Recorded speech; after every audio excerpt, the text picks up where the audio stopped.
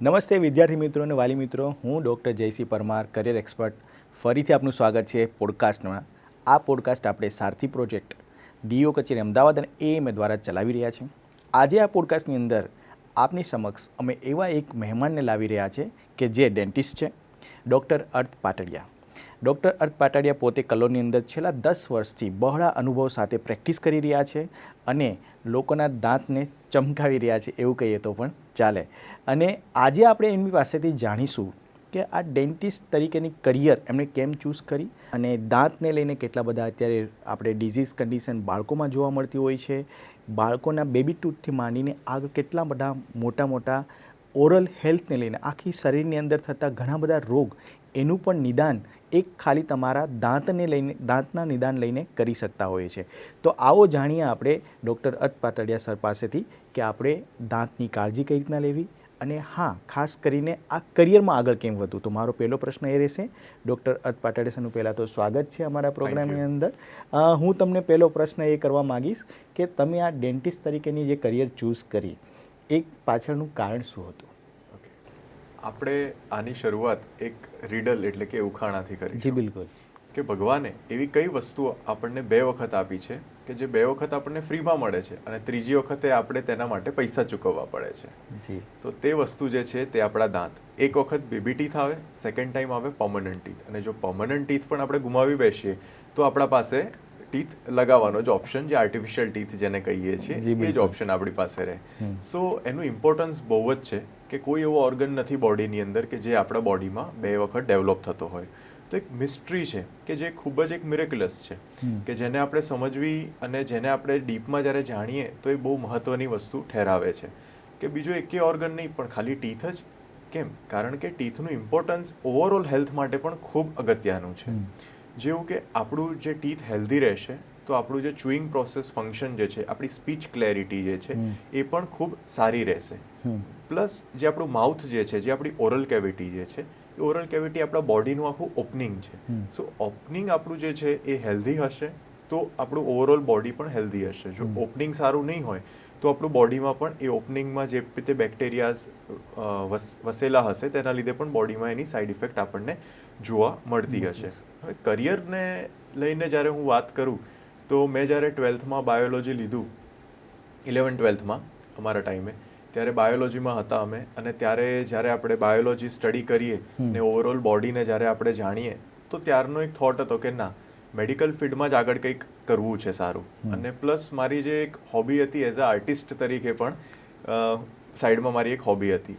સો હું જ્યારે વિચારતો કે એક મેડિકલ પ્રોફેશન અને એક આર્ટિસ્ટની હોબી જ્યારે ભેગી થાય તો એવું મેડિકલમાં કયું પ્રોફેશન હોય કે જેમાં આપણે આપણું કરિયર આપણે ડેવલપ કરી શકીએ. તો ત્યારે મેં સર્વે કર્યો અને એ સર્વે બાદ મને જાણવા મળ્યું કે ડેન્ટિસ્ટ્રી એક એવી ફિલ્ડ છે કે જેની અંદર તમારું એક મેડિસિનને લઈને પણ કામ હોય, રોલ હોય, તમારો સર્જન તરીકે પણ એક રોલ હોય, અને ત્રીજો એઝ અ આર્ટિસ્ટ તરીકે. કેમ આર્ટિસ્ટ તરીકે? બિકોઝ જ્યારે કોઈના દાંત તૂટી ગયા હોય, જેના કોઈને સ્માઇલ કરતું હોય અને દાંત એનો ખરાબ દેખાતો હોય તો એઝ અ આર્ટિસ્ટ તરીકે આપણે તેનો દાંત એ નવો કરી શકીએ કે એને રિફ્રેમ કરી શકીએ આખું. સેકન્ડ થિંગ કે કરિયર પોઈન્ટ ઓફ વ્યૂથી મેડિકલમાં કોઈ પણ ફિલ્ડ હોય, આપણે ઓવરઓલ જ્યારે સમજવા બેસીએ છીએ ફિલ્ડને તો આપણું એમાં પેશન પણ અંદર જોડાયેલું હોવું જોઈએ. સો સેકન્ડ ઇઝ કે લાઈક પેશન પણ મને હતું કે ના, આ એક એવું ફિલ્ડ છે કે જેની વેલ્યુ જ્યારે હું સર્વે કરતો ત્યારે ઓલ ઓવર ધ વર્લ્ડ ખૂબ સારી છે. અને પ્લસ ઇન્ડિયામાં પણ જ્યારે આપણે જાણીએ છીએ કે આપણી ઇન્ડિયન ફૂડ હેબિટ્સ કે જેની અંદર શુગર પ્રપોર્શન વધારે હોય તો તેમાં આપણી હેબિટ્સના લીધે પણ આપણા ટીથ ડેમેજ થતા હોય. કેમ? બિકોઝ શુગર ફૂડ્સ જે છે એક એસિડ પ્રોડ્યુસ કરે છે અને એસિડ્સ આપણા ટીથને ડીકે કરે છે.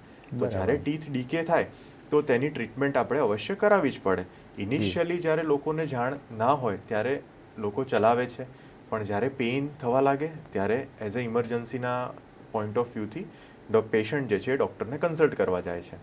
પછી જ્યારે કન્સલ્ટ કર્યા બાદ ડૉક્ટર એને જણાવે છે કે તમારો ટીથ આટલો ડેમેજ થઈ ગયો છે અને ત્યારે એની ટ્રીટમેન્ટને બધું પ્લાન કરવાનું જ્યારે થાય છે કન્સલ્ટેશન, ત્યારે પછી તેને એવું થાય છે કે આટલી ગંભીરતા અચાનક કઈ રીતે થઈ ગઈ. બટ ના, એનો સોર્સ તો ખાસા વર્ષો પહેલાંનો શરૂ થઈ ગયો હોય છે કે જ્યારે એ પેશન્ટને જાણ પણ નથી હોતી. બરાબર.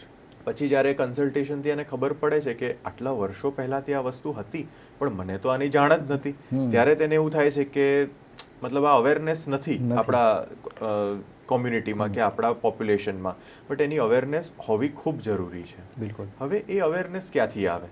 તો અવેરનેસ નાનપણથી જ આવે, કે જ્યારે નાનપણથી વસ્તુને સાચવી હોય, આપણી કોઈ પણ વસ્તુ હોય, ચીજ વસ્તુ હોય, જેને આપણે સાચવતા હોઈએ તો વર્ષો વર્ષ એ વસ્તુ સારી રહેશે. સેમ આપણા ટીથ પર એ નિયમ લાગુ થાય કે જ્યારે બાળક નાનું હોય ત્યારે એના ટીથ એ કેર કરે, એ તો ના કરે બટ એના પેરેન્ટ્સે એને કરવું પડે. સો ફર્સ્ટ એના પેરેન્ટ્સની અવેરનેસ આવે.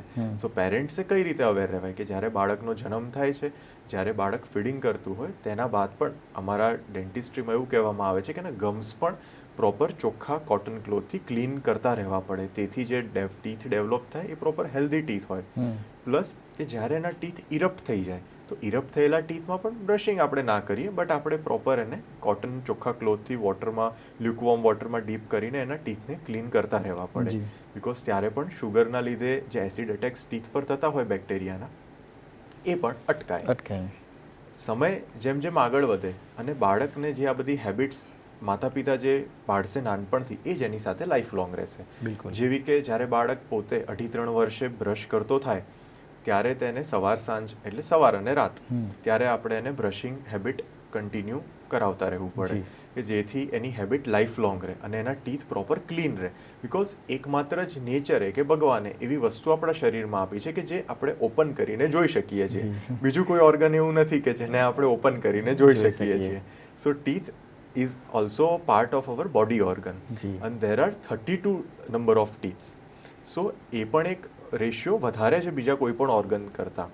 સો એટલા બધા ટીથ હોય તો આપણે ઓબ્વિયસ છે કે આપણે એને એવું નહીં સમજવાનું કે એક છે બીજો નહીં હોય તો ચાલશે, આટલા બધા તો છે, એક જતો રહેશે તો પણ વાંધો નહીં. સો ના, એવું નહીં. બધા ટીથ એકબીજાના સપોર્ટથી ઊભા હોય છે, બધા ટીથ એકબીજાના સપોર્ટથી અલાઇન્ડ હોય છે. જો એક ટીથ પણ જતો રહે તો એના લીધે માલ અલાઇનમેન્ટના કેસીસ પણ થતા હોય છે, કે જેમ કે આપણે વાંકાચૂકા દાંત કહીએ તો વાંકાચૂકા દાંત જે છે એના માટે પછી ટ્રીટમેન્ટ કરાવવી પડે. એ ટ્રીટમેન્ટ પણ કંઈ સહેલી નથી હોતી, એ પણ ઘણો સમય માગી લે છે.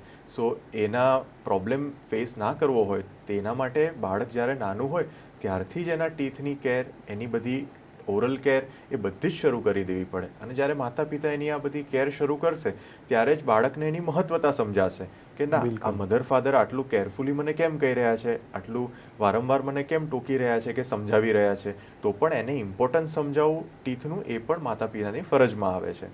બિલકુલ. અને જ્યારે આપણે જોઈએ છીએ કે કોઈ પણ વસ્તુ ડેમેજ થઈ ગયા પછી એને રિપેર કરવી અઘરી છે, ડેમેજ થતું અટકાવવું સહેલું છે. Prevention is better than cure. Exactly sir. તો એ વસ્તુનું આપણે ખાસ ધ્યાન રાખવું પડે કે ભાઈ આપણે કેર કરવી, પણ કેર કેવી રીતે કરવી એનું પણ અવેરનેસ જરૂરી છે. તો હાલના ટાઈમમાં સોશિયલ પ્લેટફોર્મ્સ એટલા બધા થઈ ગયા છે કે જેની અંદર ઘણા બધા સમજાવી પણ રહ્યા છે કે ઓરલ કેર તમે કેવી રીતે કરી શકો, પણ એનું અવેરનેસ, એની જાણકારી લેવી પણ આપણી ફરજમાં આવે છે. જ્યારે આપણે એની જાણકારી લઈશું ત્યારે એને આપણે સમજી શકશું અને સમજ્યા પછી જ એની આપણે કેર કરી શકશું. સો બચ્ચું જ્યારે નાનું હોય, બાળક જ્યારે નાનું હોય ત્યારે જ આ બધી કેર માતા પિતાએ શરૂઆતમાં કરવાની રહેશે. પછી જ્યારે 2.5-3 વર્ષ પછી બાળક જેમ જેમ મોટું થશે, એના ટીથ ડેવલપ થશે, પછી ત્યારબાદ પણ એ બાળકને માતા પિતાએ સમજાવવાનું રહેશે કે આ કેર તમારે આવી રીતે કન્ટિન્યુ કરવાની છે.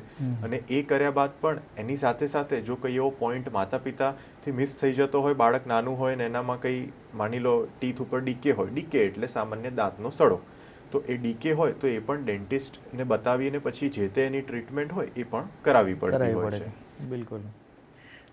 તો આ જે છે તમે વાત કરી રહ્યા છો કે જે આપણે ઇન્ડિયાની અંદર આ અવેરનેસ થોડી ઓછી જોવા મળી રહી છે અને એને કારણે તમે જે વાત કરી કે ઘણા લોકોને પાછળથી ખબર પડતી હોય છે કે મારા એટલો બધો આગળ સડો વધી ગયો છે કે દાંત તૂટી ગયા છે, પછી એના આઈડિયા આવે કે ગમ્સની અંદર ઇન્ફેક્શન લાગી ગયું છે અને એને લીધે કદાચ બની શકે કે બોડીની અંદર પણ કંઈક એવું થઈ રહ્યું છે જે દાંતને કારણે છે, રાઈટ.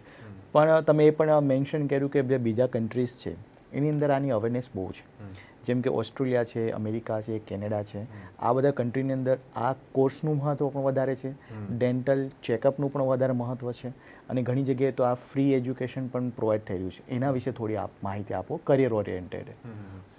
આનો આન્સર એ છે કે કરિયર ઓરિએન્ટેડ હાલના ટાઈમમાં જે ઇન્ડિયન ડૉક્ટર્સ છે એ લોકો સ્કિલ એ લોકોનું ખૂબ સારું છે. ફોરેન કન્ટ્રીઝમાં પણ ઇન્ડિયન ડૉક્ટર્સની ખૂબ ડિમાન્ડ છે અને મેડિકલ પ્રોફેશનલ્સ પણ ઇન્ડિયાના જે ડૉક્ટર્સને બધા જે છે એ લોકોનું સ્કિલ વર્ક પણ ખૂબ સારું છે. તો તેઓ બીજા કન્ટ્રીઝની અંદર જો એ લોકોનું ફ્યુચર વિચારે સ્ટુડન્ટ્સ તો પણ ખૂબ સારું છે કે જેવું કે યુએસએ છે, ઓસ્ટ્રેલિયા છે, બટ ત્યાં જનરલી કોસ્ટ એજ્યુકેશન વાઇઝ પણ વધારે છે. બટ જો આમ જોવા જઈએ તો જર્મની જે છે અત્યારે હાલના ટાઈમમાં સ્કોલરશિપ્સ ને બધું ઘણું પ્રોવાઈડ કરી રહ્યું છે. સેકન્ડ થિંગ કે ત્યાંની પોપ્યુલેશનની અંદર એની અવેરનેસ પણ વધારે છે, બિકોઝ ત્યાંની ગવર્મેન્ટ પણ એની અંદર ઇન્વોલ્વ છે અને એ લોકો કમ્પલ્શન કરે છે ઓરલ હેલ્થ ચેકઅપમાં કે every 6 month you have two અંડરગો oral health checkup. અને એના લીધે પણ જાગૃતતા પોપ્યુલેશનમાં પણ આવી છે કે ના એનું ઇમ્પોર્ટન્સ શું છે. જ્યારે એ લોકો ઓરલ હેલ્થ ચેકઅપ કરાવવા જતા હોય છે તો ત્યાં તે જે ડેન્ટિસ્ટ હોય છે એ જ એ લોકોને ઇન્ફોર્મ કરે છે કે તમારા સામાન્ય ડીકે છે, સડો છે દાંતનો, તો એ તમે ક્લીન કરાવી દો, રિમૂવ કરાવી દો, તો તેથી તમને એ આગળ વધશે નહીં અને તમારો દાંત બચી જશે અને કંઈ મોટી ટ્રીટમેન્ટ આપણે કરાવવાની જરૂર નહીં પડે. સો જે સ્ટુડન્ટ્સ એમ વિચારે છે કે મારે ઇન્ડિયામાં કરિયર આમાં આગળ પ્લાન કરવું છે તો એ તો બહુ જ સારો ઓપ્શન છે, બિકોઝ આપણી ઇન્ડિયન પોપ્યુલેશન પણ ખૂબ વધારે છે અને સામે રિક્વાયરમેન્ટ પણ ડેન્ટિસ્ટની એટલી વધારે જ છે સામે પોપ્યુલેશનના સામે. અને એકમાત્ર એવો ઓર્ગન છે જે 1 મલ્ટીપ્લાય બાય 32 થશે, એટલે 32 ટીથ આર ધેર. આપણે ઘણી વખતે એમ વિચારીએ કે ના આની ડિમાન્ડ આટલી બધી શું હશે, તો એવું નથી હોતું. એક જણમાં 32 દાંત છે, મતલબ it's 32 times more than any other organ in the body. So એ પોઈન્ટ ઓફ વ્યૂથી ઇન્ડિયામાં પણ કરિયર ઘણું સારું છે. અને સેકન્ડ થિંગ ઇઝ ફોરેનની અંદર પણ એનું કરિયર સ્કોપ ખૂબ સારો છે. અને ત્યાં જે અમુક કન્ટ્રીઝ જે છે જેમ કે દુબઈ જે છે આપણું નિયર બાય નેબરિંગ છે, સો ત્યાં પણ તમે એવું પ્લાન કરી શકો છો કે ઇન્ડિયામાં પણ ડૉક્ટર્સ પ્રેક્ટિસ કરતા હોય છે અને ત્યાં પણ એમની પ્રેક્ટિસ એ લોકો એક્સપાન્ડ કરતા હોય છે અને ત્યાં પણ એ લોકોનું સેટઅપ ખૂબ સારું કરતા હોય છે. બિલકુલ એવા કન્ટ્રીઝમાં કે જે આપણા નેબરિંગ કન્ટ્રીઝ છે ત્યાં એ લોકોને પોતાનો બિઝનેસ પોઈન્ટ ઓફ વ્યૂથી પણ એક્સપાન્શન કરવું છે જે વિચારી રહ્યા છે. સો તે પણ એક ખૂબ સારો ઓપ્શન છે. જી બિલકુલ, તમે બહુ સારી વાત કરી કે બીજા કન્ટ્રીની અંદર આપણા ડેન્ટિસ્ટની પણ ડિમાન્ડ છે. જેમ કે યુએસની અંદર તમારે એઝ અ ડેન્ટિસ્ટ તરીકે તમારે ત્યાં જવું છે તો તમારે અમુક એક્ઝામ જે ક્રેક કરવી પડતી હોય છે એ કર્યા પછી તમે ત્યાં તમારું પીજી કરી શકો છો. તમે વાત કરી પ્રમાણે યુએસ, કેનેડામાં થોડું કોસ્ટલી છે, પણ જે જર્મની જેવા કન્ટ્રીની અંદર ડેન્ટલ પીજી બિલકુલ ફ્રી છે. હા, તમારે ત્યાંની લેંગ્વેજ શીખવી પડશે, ત્યાં અમુક એક્ઝામ જે આવશે એ તમારે ક્રેક કરવી પડશે, પછી તમે આગળ વધી શકો છો. એ માહિતી બહુ ખૂબ જ રસપ્રદ રહી. અને તમે પોતા ડેન્ટિસ્ટ બની ગયા પછી તમારે પોતાના જો બિઝનેસને એક્સપાન્સ કરવો હોય, એક્સપાન્શન માટે તમે દુબઈની વાત કરી, જે ગલ્ફ કન્ટ્રીઝની વાત કરી, ત્યાં અત્યારે બહુ જ મહત્ત્વ છે. એનું એક રીઝન હું પણ આમાં એડ કરવા માગીશ કે ફોરેનથી જેમ કે યુએસ, કેનેડાથી પણ લોકો ત્યાં પોતે આવતા હોય છે ફરવા માટે અને એક મેડિકલ ટુરિઝમનું ત્યાં બહુ મહત્ત્વ છે. એ લોકોને ત્યાંના જે સ્કોપ છે, જે કે પ્રોટોકોલ્સ છે ત્યાંની એસઓપીસ છે, દુબઈની જે ફેસિલિટીઝ છે એને ખૂબ જ માને છે. અને ત્યાં પોતે જ્યારે ફરવા આવતા હોય ત્યારે પણ એ લોકો ઓરલ હેલ્થ માટે, કેમ કે ઘણા બધા નિયમ એવા છે કે ત્યાં એને એવું કહી શકાય કે એફોર્ડેબલ કહી શકાય આ ટ્રીટમેન્ટ એના માટે. એટલા માટે લોકો ત્યાં પોતે આ ટ્રીટમેન્ટ લેતા હોય છે. એટલે દુબઈનું પણ ઓપ્શન તમે જે વાત કરી એ બહુ ખૂબ સારો છે. જે કોઈ ડેન્ટલ હશે, ડેન્ટિસ્ટ હશે અને પોતાની ડેન્ટલ પ્રેક્ટિસ કરવા માંગતા હશે નિયર બાય, તો એ ગલ્ફ કન્ટ્રી માટે એક સારો ઓપ્શન કહી શકાય. આપણા ઇન્ડિયન્સ ઘણા બધા ત્યાં એના સેન્ટર્સ છે, ડે કેર સેન્ટર્સ છે અને જે લોકો પ્રેક્ટિસ અહીંયા પણ કરે છે અને અમુક સમય માટે દુબઈ રહીને પણ પોતે ત્યાં અપોઇન્ટમેન્ટ હોય છે તો ત્યાં જઈને પણ પ્રેક્ટિસ કરતા હોય છે. તો એક ડેન્ટિસ્ટ તરીકે તમે ખાસું એવું કામ કરી શકો છો આ ફિલ્ડમાં અને ડિમાન્ડ પણ બહુ હાઈ છે. તમે જે વાત કરી પ્રમાણે 1 મલ્ટીપ્લાય બાય 32 એટલે એટલી વખત તમારી સામે આવી શકે છે. અહીંયા એક તમે ડિટેલમાં વાત કરી, જ્યારે નાનપણથી જ બાળકને એક હેબિટ બનાવી જોઈએ, આપણે કહીએ ને ગુડ હેબિટ કે brush your teeth first then you start your work. બરાબર, આખો દિવસ પછી તમારો શરૂઆત તમે પણ પોતાની સ્માઇલ મિરરમાં જોતા હશો અને તમે કરતા હશો, તો એ જે શરૂઆત કરવાની હોય છે.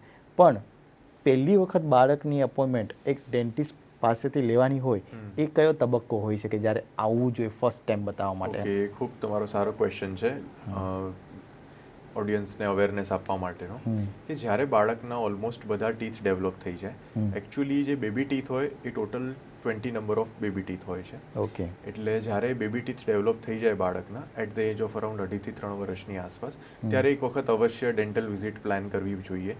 અને બીજું વસ્તુ એવું છે કે મેં તમને જેમ પહેલાં જણાવ્યું કે આપણું ઓરલ કેવિટી જે છે, આપણા ટીથ જે છે, આપણે મિરરમાં પણ જોઈ શકીએ છીએ, અથવા તો મધર હશે તો પણ એના બેબીના ટીથ વોચ કરી શકતી હશે. તો મધરે પણ અમુક ટાઈમ વોચ રાખવો જોઈએ બેબીના ટીથ ઉપર કે ભાઈ એમાં કોઈ બ્લેક સ્પોટ નથી, કે કોઈ પાર્ટ બ્રેક નથી થઈ ગયો, કે કંઈ અલગ પ્રકારના એના ઉપર સ્ટેન્સ નથી. જો એવું કંઈ પણ મધરને ધ્યાનમાં આવે તો પણ એમણે ડેન્ટિસ્ટને કન્સલ્ટ કરવું જરૂરી છે. તેથી એ વસ્તુ ત્યાં અટકાવી જાય, અને જો એ પછી વધતી જશે તો પછી એને બાળકને તકલીફ થશે. અને સેકન્ડ થિંગ ઇઝ કે જે બધી એડવર્ટાઇઝમેન્ટ્સ છે કે જે બાળકને એટ્રેક્ટ કરનારી વસ્તુઓ છે, કે ઘણી બધી ચોકલેટ્સ છે, એ બધાનું પણ ઇન્ટેક ઓછું કરી દેવું જોઈએ બાળકમાં. ને એના માટે ફર્સ્ટ ઓફ ઓલ પેરેન્ટ્સે પણ સ્ટેપ્સ લેવા જોઈએ કે જ્યારે બાળક નાનું હોય ત્યારથી જે વસ્તુ ઘરમાં જ ના લાવે તો પછી બાળકને એ મળવાની જ નથી. અથવા તો શુગર ઇન્ટેક ઓછો કરી દે તો પણ બાળક એના માટે ક્રેવ કરવાનું જ નથી. તો એવી બધી વસ્તુમાં પણ થોડુંક પેરેન્ટ્સ પોઈન્ટ ઓફ વ્યૂથી પણ એમણે વિચારવું પડે. અમને ઘણા પેરેન્ટ્સ આવતા હોય ને અમને કહે કે અમારું બાળક બિસ્કિટ્સ બહુ ખાય છે, વેફર્સ બહુ ખાય છે, અને ચોકલેટ્સ પણ બહુ ખાય છે, કોઈ પણ લાવીને આપે તો ખાય છે.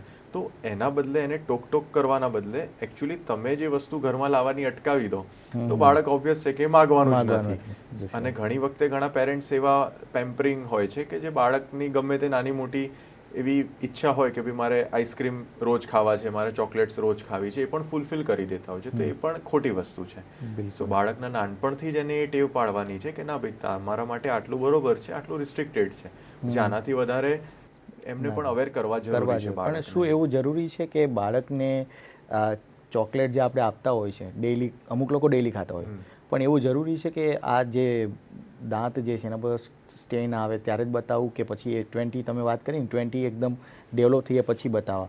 અને આ એક વસ્તુ આમાં એ પૂછવા માંગીશ કે આ બાળકને જ્યારે પડવાના જ છે દાંત, તો શું એક કેર કરવી જરૂરી છે કે આ દાંત પડી જ જવાના છે, ખરાબ થયા છે, આ તો પડી જ જશે ને? બીજા આવું એક મિથ છે કે પછી આમાં આગળ રૂટ ખરાબ થઈ જતા હોય, કંઈ હોય છે ખરું? એકચ્યુઅલી તમારો ક્વેશ્ચન બહુ જ સરસ છે ને આનું જ અત્યારે હું એક ખૂબ સરસ રીતે આમાં એક થોડોક ડિટેલમાં હું જઈશ કે જ્યારે કોઈ પણ વસ્તુ ડેમેજ થતી હોય, બેબી ટીથ હોય, તો એ બેબી ટીથ જે છે એ ડેમેજ થઈ રહ્યો છે, સપોઝ એમાં આખું કેવિટી આવી ગઈ છે અને બેક્ટેરિયાઝ અંદર ઇન્વેડ કરી ગયા છે, તો જે કેવિટી ડેવલપ થાય. કેવિટી એટલે સામાન્ય ભાષામાં દાંતનો સડો. હવે એના લીધે એના નીચેના પાર્ટમાં પસ ફોર્મેશન થાય. ઓકે.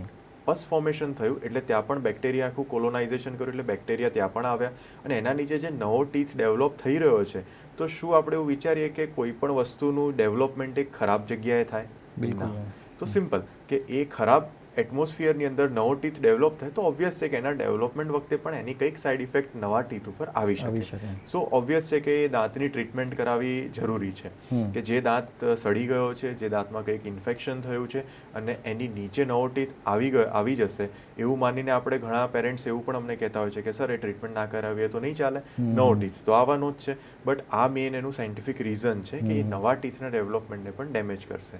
અને સેકન્ડ થિંગ ઇઝ કે જ્યારે માની લો એ દાંત બચે એવી કન્ડિશનમાં નહીં હોય, ઘણી વખતે આપણે ટૂથને પ્રિઝર્વ કરતા આવીએ છીએ, બટ એના માટેના પણ અમુક ઇન્ડિકેશન્સ હોય કે આટલી કન્ડિશનમાં જ દાંત બચશે, ભલે એ બેબી ટીથ હોય, પછી ના બચે તો આપણે કાઢવો પડે. હા, અત્યારે ટેકનોલોજીના લીધે કાઢ્યા પછી પણ ઘણા એવા બધા એપ્લાયન્સીસ આવી ગયા છે કે જે સ્પેસને મેન્ટેન રાખે. તો ત્યાં જે સ્પેસ થઈ જાય ને એના લીધે જે પર્મનન્ટ ટીથ ડેવલપ થતી વખતે જે જગ્યા જોઈએ ને એ પછી પ્રોપર ના રહે. જો આપણે કાઢીને એમને મૂકી દઈએ તો એનો જવાનો સમય હોય માની લો 11 વર્ષ, એની જતો રહ્યો ડેમેજ થઈને 8 વર્ષે, તો 8 થી લઈને 11 વર્ષ સુધી જે જગ્યા ત્યાં રહેશે એ જગ્યા પ્રોપર મેન્ટેન નહીં રહે તો જે નવો ટીથ ડેવલપ થશે એને તકલીફ પડશે. So baby teeth are space points for the development of the permanent teeth. બરાબર. એ સ્પેસના માર્કર્સ છે કે ભાઈ અહીંયા આ જશે તો ત્યાં પર્મનન્ટ ટીથ આવશે, તો એ સ્પેસને આપણે મેન્ટેન રાખવી પડશે. કાં તો ભાઈ વાંકા ચૂકા આવી શકે, ડિલેડ ટૂથ આવી શકે, આ બધી પ્રોબ્લેમ થતી હોય, પેઇન કન્ટિન્યુઅસ રહેતું હોય છે, ત્યાં એકદમ સોજો આવી શકે કંઈક ખાવાથી, તો આ બધા ઇશ્યુઝ બધા થતા હોય છે. હવે તમને આ પ્રિવેન્શનની વાત કરીએ કે હવે આપણે બેબી ટૂથને પણ પ્રિવેન્ટ કરવા છે. નાનપણની અંદર બાળકને બીજા વર્ષે ત્રીજા વર્ષે આપણે આમ તો 2.5 વર્ષ પછી આપણને ચાલુ થાય, તો ત્યારે બાળકને જ્યારે બ્રશિંગ માટે આપણે કહેતા હોઈએ તો સોફ્ટ બ્રશ કરવા માટે આપણે કહેતા હોય, સાથે સાથે જે કેમિકલ્સ યુઝ થાય છે એ એના માટે એડવાઇઝેબલ ખરું કે પછી શેનાથી બ્રશ કરાવવું જોઈએ આપણે? એના માટે એડવાઇઝેબલ એ રીતનું હોતું હોય છે કે ફર્સ્ટ ઓફ ઓલ કે બચ્ચું જ્યારે નાનું હોય, બેબી જ્યારે હોય ત્યારે એ પ્રોપર સ્પિટ કરે છે કે નહીં. જો પ્રોપર સ્પિટ ના કરે કે પાણીથી રિન્સ ના કરે તો ત્યાં સુધી તમે એને પેસ્ટ તરફ નહીં ડાયવર્ટ કરો. પેસ્ટ એને યુઝ કરવા માટે ના આપી શકો, બિકોઝ એ પેસ્ટ ક્યાંક અંદર ઉતારી જાય then also it contains some harmful chemicals, તો એ પણ એક નુકસાનદાયક વસ્તુ છે. સો બેટર એ છે કે પહેલાં એને ધીરે ધીરે હેબિટ ફોર્મેશન ખાલી પ્લેન બ્રશથી એની રીતે એને પ્લે કરવા દો, કે રમતા રમતા એની જાતે બ્રશિંગ એ શીખી જાય. એના પીડિયાટ્રિક બ્રશિસ આવતા હોય છે માર્કેટમાં, એ યુઝ કરી શકતા હોય છે જનરલી બધા બચ્ચા. તો એ બાળકો જે છે એ બાળકો પ્રોપર પીડિયાટ્રિક બ્રશથી બ્રશિંગ કરીને અને જ્યારે પ્રોપર સ્પિટ કરતા શીખે, પ્રોપર રિન્સ કરતા શીખે, પછી ધીરે ધીરે જે પીડિયાટ્રિક પેસ્ટ્સ આવે છે એ નાકે ખાલી કોઈ પ્રમોશન ઉપરથી, બટ એના પ્રોપર નોલેજ સાથે તમે પીડિયાટ્રિક પેસ્ટ ઉપર ડાયવર્ટ થઈ શકો છો, કે તેથી તમને પણ જાણમાં આવે કે ના આ પેસ્ટ મારા બાળક માટે સારી છે કે નહીં. સો એ જાણવા માટે અમુક ફ્લોરાઇડ કન્ટેન્ટ પેસ્ટ્સ હોય છે કે જે બાળકની અંદર અમે રિકમેન્ડ કરતા હોઈએ છીએ. એક કન્ટેન્ટ છે ફ્લોરાઇડ, કે જેનું મહત્વ એ હોય છે કે જ્યારે દાંત ઉપર એસિડ એટેક્સ થતો હોય તો fluoride works as a shield around the tooth, તો એને પ્રોટેક્ટ કરે છે એના એસિડ એટેક્સ ઉપર. સો એ બહુ ખૂબ જરૂરી છે પેરેન્ટ્સ માટે કે એ કન્ટેન્ટ પ્રોપર એક સારી કંપનીનું એક લેવલ પ્રમાણે ફ્લોરાઇડનું કન્ટેન્ટ એ ટૂથપેસ્ટમાં હોવું જોઈએ. બીજું સાથે સાથે એ પણ આમાં વાત આપણે કરી શકીએ કે બાળકના ન્યુટ્રિશનની પણ ઇફેક્ટ ઓરલ હેલ્થ ઉપર હોય છે. તેવા કયા ન્યુટ્રિશન બાળકને આપવું જોઈએ જેથી કરીને એનું દાંત બહુ સારા રહે અને લાંબા સમય માટે ટકી રહે? ન્યુટ્રિશનનું સર એ રીતે હોય છે કે એકચ્યુઅલી ઓવરઓલ જે ફૂડ આપણે ન્યુટ્રિશિયસ ફૂડ લઈએ છીએ એની ઇમ્પેક્ટ આપણા ઓવરઓલ બોડીના ડેવલપમેન્ટ ઉપર પર્ટિક્યુલર હોય છે. તો એમાંનો જ એક પાર્ટ જે છે આપણા ટીથ ડેવલપમેન્ટ. આપણી overall body cycle, systemic cycle healthy હશે ન્યુટ્રિશિયસ ફૂડથી, તો આપણું ટીથનું જે ડેવલપમેન્ટ હશે એ પણ પ્રોપર હેલ્ધી જ થવાનું છે. બટ તો પણ તમે એમને પ્રોપર ફૂડ માટે પ્રોત્સાહિત કરો બાળકોને કે બહારના જંક ફૂડ ના લે, જંક ફૂડ પ્રિવેન્ટ કરે, ચિપ્સ છે એ પ્રિવેન્ટ કરે, બિસ્કિટ્સ પ્રિવેન્ટ કરે, જે આપણા દાંત માટે ઓવરઓલ બોડી માટે પણ નુકસાનદાયક છે. સો એ રીતે આપણે બાળકને પ્રોત્સાહિત કરવો જોઈએ કે ના, જે તે હેલ્ધી ફૂડ ઘર હોમ ફૂડ છે, હોમ કુકડ ફૂડ છે, એ જ આપણે એને લેવા માટે આગ્રહ રાખવો. જેની અંદર કેલ્શિયમ વધારે હોય, આયર્ન વધારે હોય, એ વધારે આપણે હેલ્પફુલ થઈ શકે ડેન્ટલ ઓરલ કેર માટે. સાથે સાથે આપણે હવે નુકસાન ના જાય દાંતને એના માટે ઘણી બધી આદતો હોય ને, ખરાબ આદત કહી શકાય, જેમ કે લોકો આલ્કોહોલ લેતા હોય છે. હું નાના બાળકની વાત નથી કરી રહ્યો, પણ એવું કહી શકાય કે આગળ જઈને મતલબ કે સિગરેટ સ્મોકિંગ છે, આલ્કોહોલ છે કે બીજી ઘણી બધી બેડ હેબિટ્સ છે જે બહુ જ ખરાબ રીતે નુકસાન કરી શકે. ઘણા પેરેન્ટ્સ પણ આપણો આ એપિસોડ જોતા હશે, તો એના માટે પણ એક હેલ્પફુલ ટિપ્સ જેમ આપણે બાળકો માટે કહી કે તો એવા કઈ વસ્તુ છે જેને કારણે દાંતને નુકસાન ખૂબ જ ખરાબ રીતે થઈ શકતું હોય છે. એટલે એકચ્યુઅલી આપણા કન્ટ્રીની અંદર ટોબેકો યુઝ છે એ ખૂબ વધારે છે, જેને આપણે ગુજરાતી ભાષામાં એક અમુક માવા મસાલા પણ કહેતા હોઈએ છીએ. સો એ વસ્તુ હાર્ડ વસ્તુ છે અને એમાં અમુક કેમિકલ્સ પણ એટલા ખરાબ આવે છે કે જે આપણા દાંતને, આપણી ઓરલ કેવિટીને, આપણા ગમ્સને બધાને નુકસાન પહોંચાડે છે. સો તે માટે ઓબ્વિયસ છે કે એ વસ્તુ તો ખરાબ જ છે. સો આપણે સમજીને જ આપણી જે પણ આપણા એડલ્ટ પોપ્યુલેશન જે છે, એડલ્ટ ઓડિયન્સ છે, એ લોકો માટે હું સમજાવવા માગું છું કે કોઈ પણ વસ્તુનો ઘસારો સતત કોઈક બીજી વસ્તુ ઉપર થઈ રાખે તો તેના ઘસારાના લીધે તે વસ્તુ પર ડેમેજ તો થવાનું જ છે. એ વસ્તુ ડેમેજ થવાની જ છે with a period of time. જો તાત્કાલિક નહીં થાય તો with a period of time એ વસ્તુ ડેમેજ થશે. તો એ વસ્તુનું જે તે એડિક્શન હોય એ એડિક્શનને છોડી દેવું વધારે સારું રહેશે. સેકન્ડ થિંગ કે ટોબેકો, સ્મોકિંગ, આલ્કોહોલ, એ તમામ વસ્તુની જે સાઇડ ઇફેક્ટ્સ જે છે એ overall oral health plus overall હેલ્થમાં પણ જોવા મળતી હોય છે. સો તે માટે એની અંદર જે હાર્મફુલ કેમિકલ્સ હોય તો એ ડાયરેક્ટ આપણા ઓરલ કેવિટીના કોન્ટેક્ટમાં આવે અને ઓરલ કેવિટીને ડેમેજ કરવાનું સ્ટાર્ટ કરે. અને જેટલું એ ડેમેજ થશે પછી એક ટાઈમ એવો આવશે કે એમને અમુક પેઇન સ્ટાર્ટ થઈ જશે. ને પેઇન સ્ટાર્ટ થયા પછી કાં તો એની ટ્રીટમેન્ટ પોસિબલ હશે તો થશે, નહીં તો પછી એ દાંત કાઢવો પણ પડે. સો બેટર એ છે કે એવી વસ્તુઓથી દરેક જણે દૂર રહેવું જોઈએ. એ વસ્તુથી દરેક જણે સમજવું જોઈએ કે ના, આ આપણા માટે સારી નથી, આપણા બોડી માટે પણ, આપણા ટીથ માટે પણ. કારણ કે ટીથ એક વસ્તુ એવી છે કે તમારું ચ્યુઇંગ, તમારી સ્પીચ અને તમારું એસ્થેટિક્સ એટલે તમારા ફેશિયલ લુક્સ, આ ત્રણેય વસ્તુને સાચવે છે. સો માની લો કે ટીથનું ચ્યુઇંગ ફંક્શન ઘટી જશે કે જેના દાંત એના લીધે ડેમેજ થઈ ગયા, માવા મસાલાના લીધે દાંત તૂટી ગયા, તો પછી નવા તો આવવાના નથી. અને નવા થાય છે નો ડાઉટ, પ્રોસ્થેટિક્સ ઘણા બધા હાલના ટાઈમમાં ટેકનોલોજીના લીધે અવેલેબલ છે, પણ જે કુદરતે આપેલું એ કુદરતે આપેલું. એની સામે કોઈ પણ પ્રોસ્થેટિક વસ્તુ એ લેવલનું કોમ્પિટિશન આપી શકે નહીં. જેવું કે આપણે જે ખોરાક આપણું લોહી બનાવે છે, જે આપણે ચ્યુ કરીએ છીએ ને બ્લડ ફોર્મેશન થાય છે બોડીમાં, એવું કોઈ દવા પણ બનાવતી નથી. સો એ પણ ચ્યુઇંગ ફંક્શન પણ આપણું ડિસ્ટર્બ થાય તો પ્રોપર ચાવવામાં પણ તકલીફ પડે. આપણી સ્પીચ, આપણે જે બોલી રહ્યા છીએ એમાં પણ એની સાઈડ ઇફેક્ટ જોવા મળે છે કે દાંત ના હોય તો તમે જે શબ્દોનું ઉચ્ચારણ હોય એ પણ પ્રોપર થાય નહીં. અને થર્ડ કે તમારું એસ્થેટિક્સ, તમારું જે આ ફેશિયલ લુક્સ જે છે એ ટીથ મિસિંગ હોય તો એના લીધે પણ ફેશિયલ લુક્સમાં પણ ઘણા બધા ચેન્જ આવતા હોય છે. સો આ ત્રણેય વસ્તુને આપણે ને it's a lifetime thing કે તમારી ઓલ્ડ એજમાં પણ તમારું ચ્યુઇંગ પ્રોપર હશે તો તમે હેલ્ધી હશો, તમે ન્યુટ્રિશનલ ફૂડ ખાઈ શકતા હશો તો તમે એક્ટિવિટી તમારી પ્રોપર કરી શકશો. પણ ફૂડ ઇન્ટેક જ બંધ થઈ જશે તો એ બોડીમાં એનો બહુ મોટો સાઈડ ઇફેક્ટ થતું હોય છે. બિલકુલ. બાળકોની અંદર આપણે જોવા મળતા હોય છે ઘણા બધા ડિઝીઝ. એની સાથે ઘણા લોકો, તમે એક વાત કરી કે એસ્થેટિક લુક માટે, એટલે વાંકા ચૂકા દાંત છે, અલાઇનમેન્ટ સારું નથી, તો ઘણા લોકો બ્રેસીસનો યુઝ કરતા હોય, તો એ ક્યારે કરી શકાય અને એડવાઇઝેબલ ખરું બાળકોમાં? એક્ઝેક્ટલી. હા, હવે બ્રેસીસ માટે એવું હોય છે કે એકચ્યુઅલી બાળકોની અંદર અમુક એજ પછી જ આપણે બ્રેસીસ રિકમેન્ડ કરતા હોય છે કે જ્યારે ઓલમોસ્ટ બધા ટીથનું ડેવલપમેન્ટ થઈ ગયું હોય પૂરું. અને પછી એ હિસાબથી જો ટીથ પ્રોપરલી અલાઇન્ડ ના હોય, પ્રોપરલી પ્લેસ્ડ ના હોય, તો જ્યારે એ એસ્થેટિકલી વેલ સાઉન્ડ ના લાગે તો એ એસ્થેટિક્સ પ્લસ ફંક્શનાલિટીને પણ કરેક્ટ કરવા માટે બ્રેસીસ ટ્રીટમેન્ટ અમે રિકમેન્ડ કરતા હોઈએ છીએ. અને એની અંદર પણ અત્યારે નવી ટેકનોલોજીમાં અમે જે કામ કરી રહ્યા છીએ એ ઇન્વિઝિબલ અલાઇનર્સ જેને આપણે કહેતા હોઈએ છીએ. અલાઇનર્સ પ્લેટ આવે કે જે પ્લેટ બાળકે પહેરવાની રહેશે અને એનાથી પણ એ ટીથ પ્રોપર અલાઇન થતા હોય છે. પણ એમાં અમુક રિસ્ટ્રિક્શન્સ હોય છે, દરેક લોકોમાં બ્રેસીસના સબસ્ટિટ્યૂટમાં એ નથી યુઝ થતું. હવે અમે ડિસાઇડ કરતા હોઈએ છીએ કે કોનામાં બ્રેસીસ રિકમેન્ડેડ છે અને કોનામાં ઇનવિઝિબલ અલાઇનર્સ રિકમેન્ડેડ હોય છે. ઓકે. અને ટીથને વધારે લાઇટ, એકદમ કે ને દાંત ચોખ્ખા અને વ્હાઇટ દેખાય, એ બનાવવા માટે, એના માટે પણ ઘસાવા માટે કે એના માટે આવતા હોય છે લોકો, તો એ કેટલું એડવાઇઝેબલ છે ને એ કરાવવું જોઈએ કે નહીં? એક્ઝેક્ટલી. જનરલી કોઈ નીડ હોય એ વસ્તુની કે માની લો દાંત ડેમેજ છે કે દાંતની અંદર ડીકે છે ને આપણે એ ટ્રીટ કરીએ છીએ, સેકન્ડ ઇઝ કે એમાં રૂટ કેનાલ કરવાની જરૂર પડી, એના ત્યારબાદ પણ જરૂર જો કવરની પડી તો આપણે કરતા હોઈએ છીએ. ટીથને ટ્રીમ કરીને પ્રોપર આપણે એના ઉપર એક પ્રોસ્થેટિક કવર જેવું આપણે આપતા હોઈએ છીએ જે ટીથ સ્ટ્રક્ચર જેવું જ લાગતું હોય છે. હવે તમે જે પ્રશ્ન કર્યો કે આપણે વ્હાઇટનિંગમાં બે રીતે હોય છે. એક તો કે જે ટીથના પડને ઘસીને એના ઉપર એક વિનિયર્સ જેવું લગાવવામાં આવે છે, જે કોટિંગ હોય, ટીથના કોટિંગ જેવું એક એક્સટર્નલ કોટિંગ હોય કે જેના ઉપર પ્લેસ કરીને પછી આપણે એક સ્માઇલ આર્ટિફિશિયલ ક્રિએટ કરતા હોઈએ છીએ એસ્થેટિકલી સારું લાગવા માટે. સો એ ટેકનોલોજી પણ અવેલેબલ છે. અને સેકન્ડ ઇઝ કે teeth whitening procedure.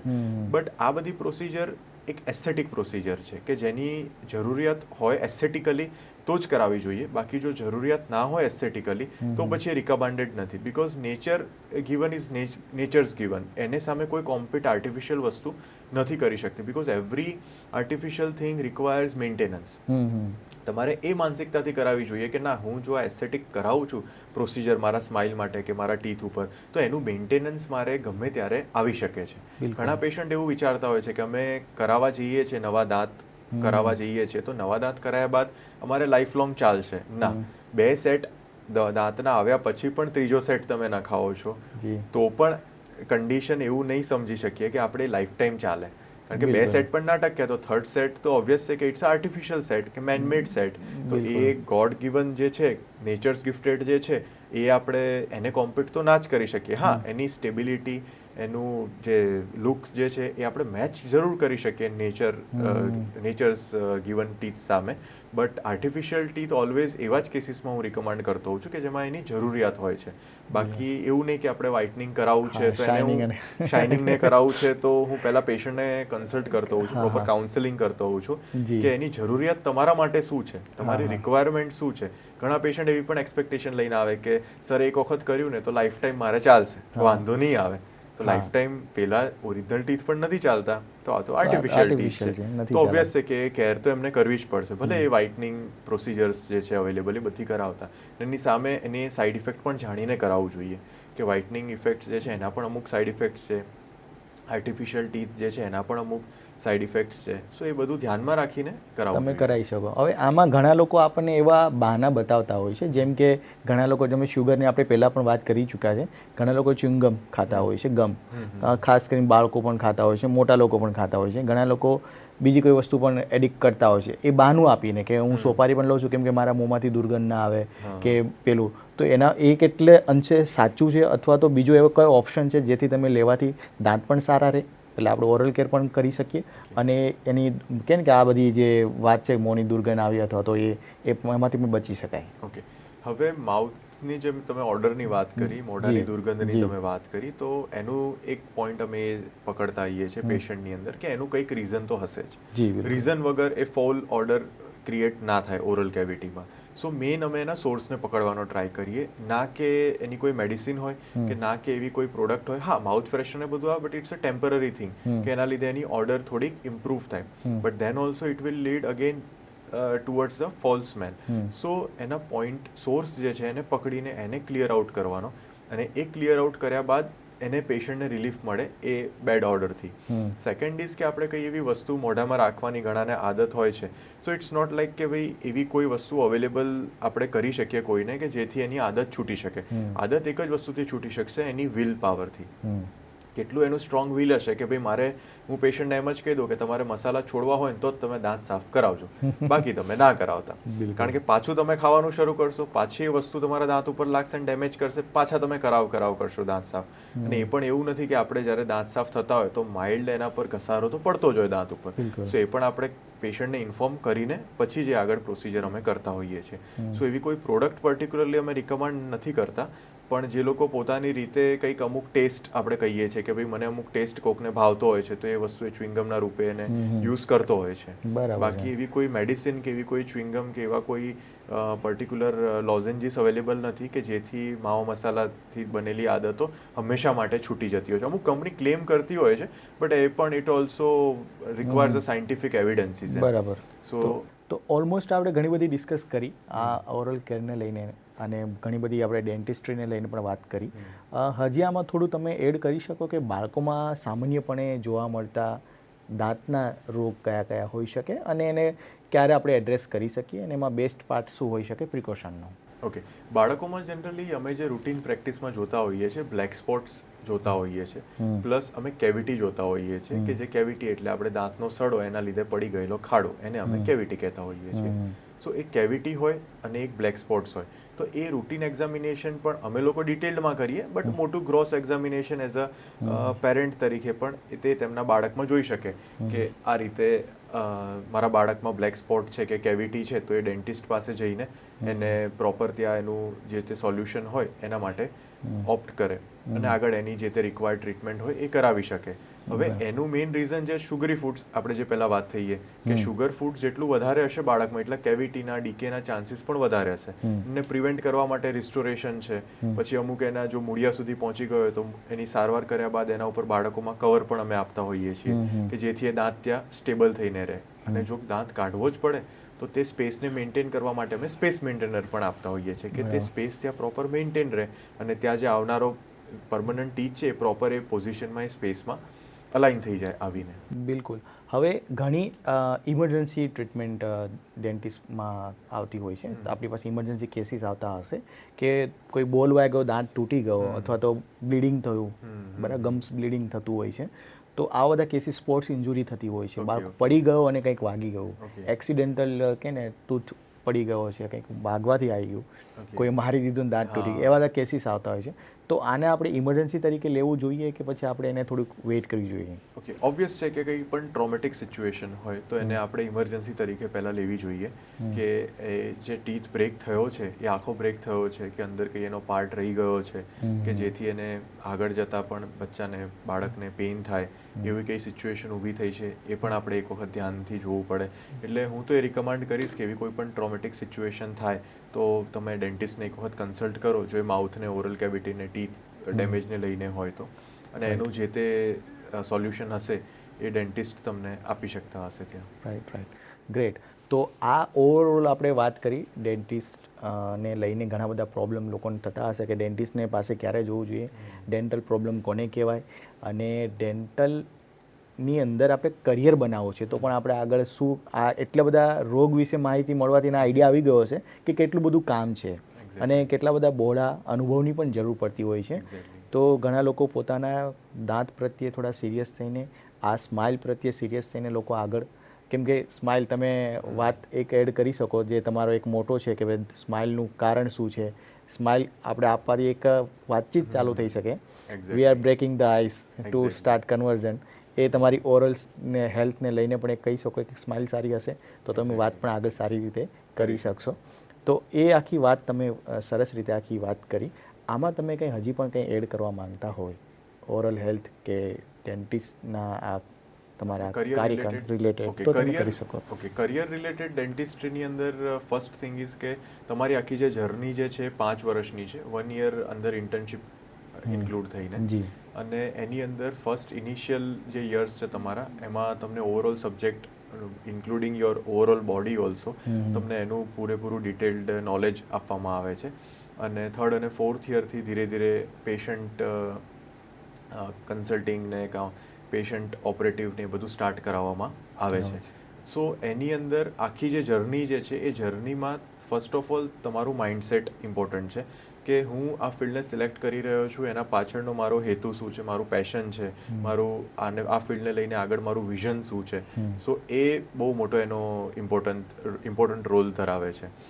Second is from your 11th and 12th standard you have to be focused કે મારે મેડિકલ ફિલ્ડમાં જવું છે, તો ત્યારે જ તમે એક્સપ્લોર કરી લો ફિલ્ડને કે ભાઈ મારે કયા ફિલ્ડમાં મારું આગળ કરિયર ડેવલપ કરવું છે.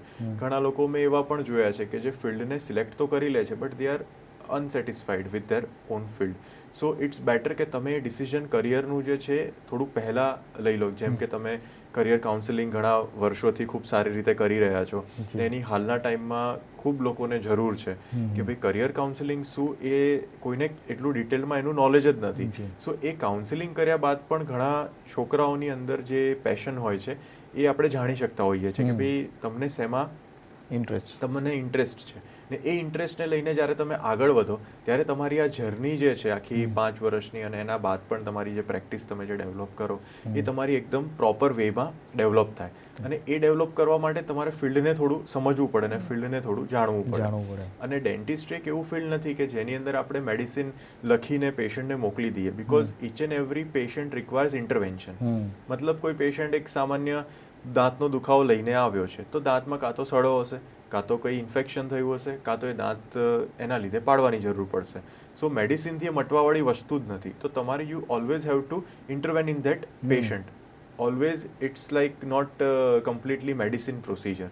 મેડિસિનથી તમે પેશન્ટને પ્રિસ્ક્રાઇબ કરીને તમે મોકલી દીધા એવું બિલકુલ નથી. સો એ પણ તમારે કરિયર સિલેક્ટ કરતાં પહેલાં વિચારવું પડે કે હું મારું 100% જો આ ફિલ્ડમાં આપીશ તો મને એ લાઈફ લોંગ મારે એ પ્રમાણે એને સાથે લઈને ચાલવું છે, મને ગમશે. બિકોઝ ઇટ્સ નોટ લાઈક કે ભાઈ તમે મેડિસિન લખીને છૂટા થઈ ગયા. So you have to be very skilled person. Your focus must be like in each and every subject of dentistry, because ડેન્ટિસ્ટ્રીમાં આગળ જે સ્પેશિયલાઇઝેશન હોય છે એની અંદર પણ ઘણા સારા સ્કોપ્સ હોય છે. ને મારી ટીમની અંદર અરાઉન્ડ 6 સ્પેશિયલાઇઝ ડૉક્ટર્સ છે કે જે અમે આખું ટીમમાં વર્ક કરી રહ્યા છીએ. કે હાલનો ટાઈમ યુ ઓલ્સો નો કે મેઇન લાઈક ટીમ વર્ક માં જ બેસ્ટ આપણે પ્રોવાઈડ કરી શકીએ છીએ, because our profession is like service oriented.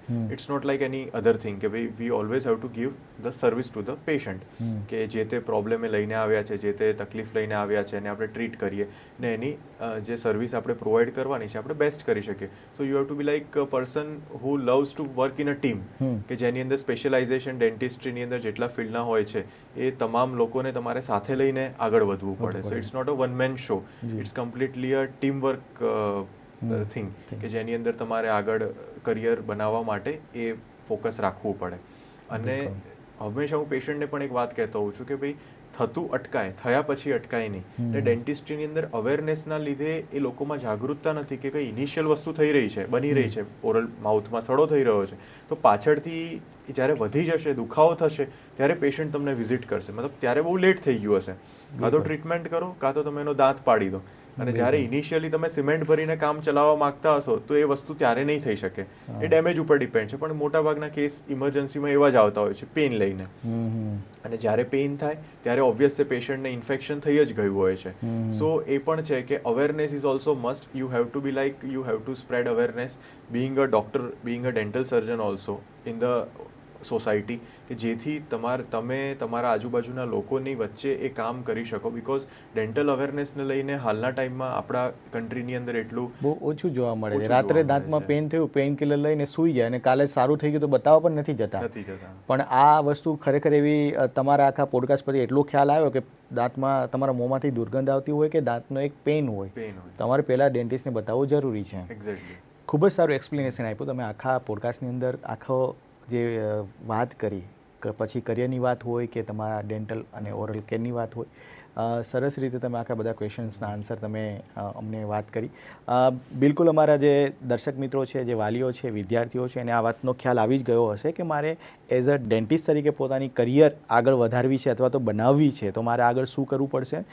Doctor earth sir આપને બહુ સરસ સમજાવ્યું કે ખાલી એક ડેન્ટિસ્ટ તરીકે તમે જો આગળ વધવા માંગતા હશો પણ તમારા ઇન્ટરેસ્ટ સાથે આગળ વધશો તો તમે ખૂબ સારું કામ કરી શકશો. ઇન્ડિયામાં તો એની જરૂર છે જ, ઇન્ડિયાની બહાર જઈને પણ તમે કામ કરી શકો. ખાસ કરીને એમ વાત કરી કે જર્મની જેવા કન્ટ્રીની અંદર તો તમે ફ્રીમાં ડેન્ટલ પીજી કરીને તમે ત્યાં સેટલ પણ થઈ શકો છો, અથવા તો તમે ઇન્ડિયામાં રહેવું છે ને પોતે ફોરેનની અંદર તમારું આખી તમારા બિઝનેસ, અત્યારે આ બિઝનેસ પણ કહી શકાય, તો તમારા કરિયરને એક્સપાન્શન તરીકે તમારે જોતા હો તમે તો દુબઈ જેવા ગલ્ફ કન્ટ્રીઝની અંદર, સાઉથ ઇસ્ટની અંદર તમે પોતાનો એક ડેન્ટલનું એક પોતાનું એક ડેકેડ સેન્ટર અથવા તો એક સેન્ટર પણ ઊભું કરી શકો છો. આ એક બહુ મોટો સારો ઓપ્શન તમે કહો કે કેટલું બધું આનું મહત્ત્વ છે. એટલે આ કરિયર કેટલું વધારે વિશાળ છે, તમારે વિપુલ પ્રમાણમાં તમે આમાં કામ કરી શકો છો. તમારી સ્કિલને પણ જેટલી ડેવલપ કરી શકો, ટીમવર્ક કરી શકો એટલું તમે આગળ વધી શકો છો. અને ખાસ કરીને બાળકો માટે કે જ્યારે બાળક શાળાએ જતું હોય તો પોતાની જાતે પોતાને અમુક આદત, જેમ કે ચોકલેટ ખાઈ લેવી, કોઈ અંકલે ચોકલેટ આપી ખાઈ લેતા હોય છે, ઘરે ખબર પણ નથી હોતી.